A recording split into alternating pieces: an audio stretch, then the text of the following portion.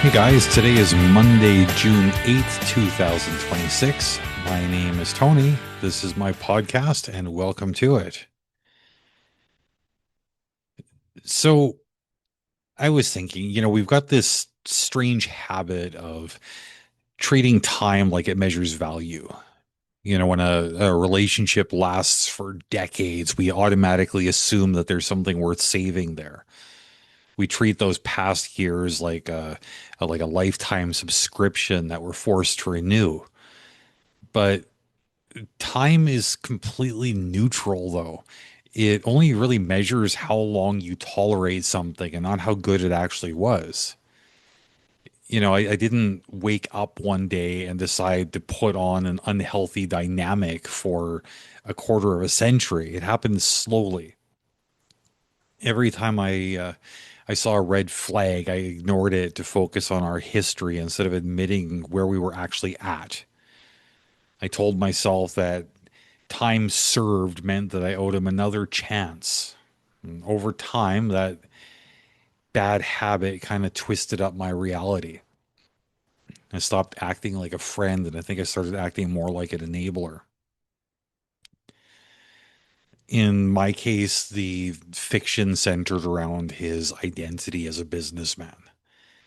He saw himself as some sort of great entrepreneur, a visionary, right on the edge of a breakthrough. But the reality of it was a long list of projects that he'd abandoned and a really nasty habit of bragging about these huge achievements that nobody ever saw any evidence for. And for years, I gave him the benefit of the doubt, just trying to keep the peace. And for the most part, it was easy to do when the stakes were low. But eventually, the stakes changed. He finally developed a business concept that actually seemed viable.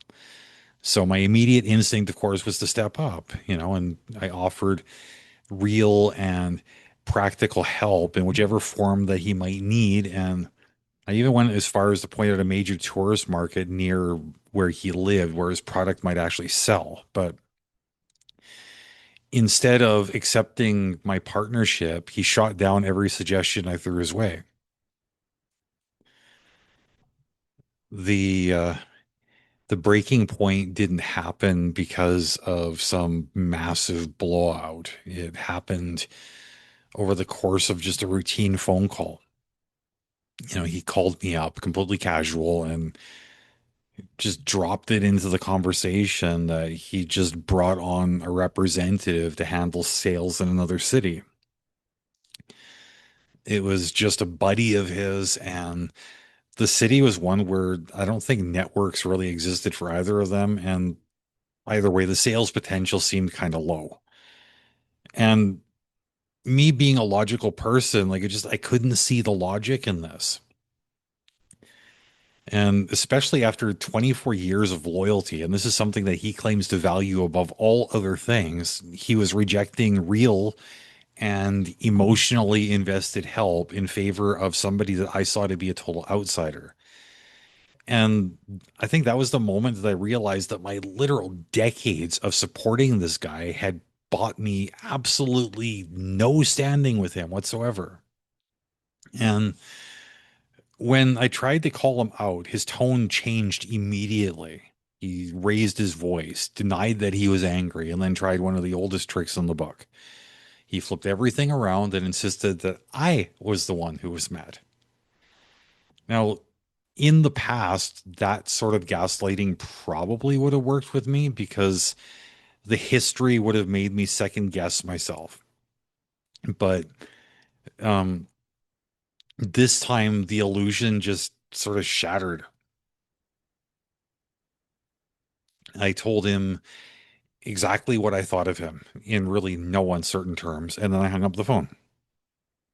There was no hesitation, no guilt, and weirdly, no mourning. Like the actual moment that the call ended, I felt nothing but pure and unadulterated relief. This 24-year mountain just evaporated because I finally realized that I owed nothing to the friendship just because it had lasted for a long time.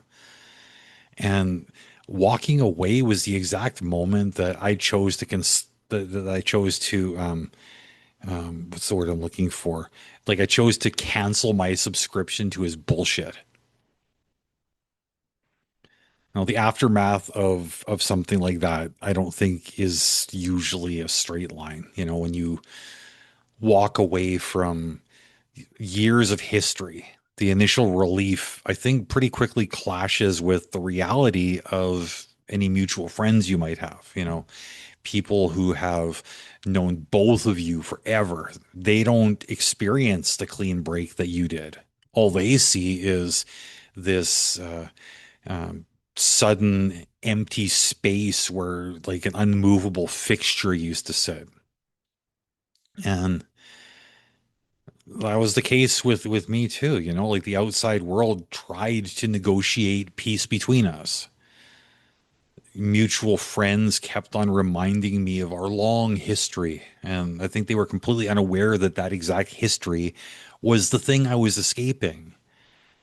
They treated our rift like it was just going to be some temporary misunderstanding. They didn't understand that the phone call wasn't the actual problem. The phone call was just the final chapter of a long and boring story. So managing those outside expectation demanded a strict boundary. You know, when you spend decades enabling a fiction, I think you accidentally build a story that everybody around you buys into. And trying to convince mutual acquaintances that your dynamic was toxic, it just sounds defensive. And I got to a point where I realized I didn't really need a jury to validate my departure. The clarity that I found in my decision was entirely my own.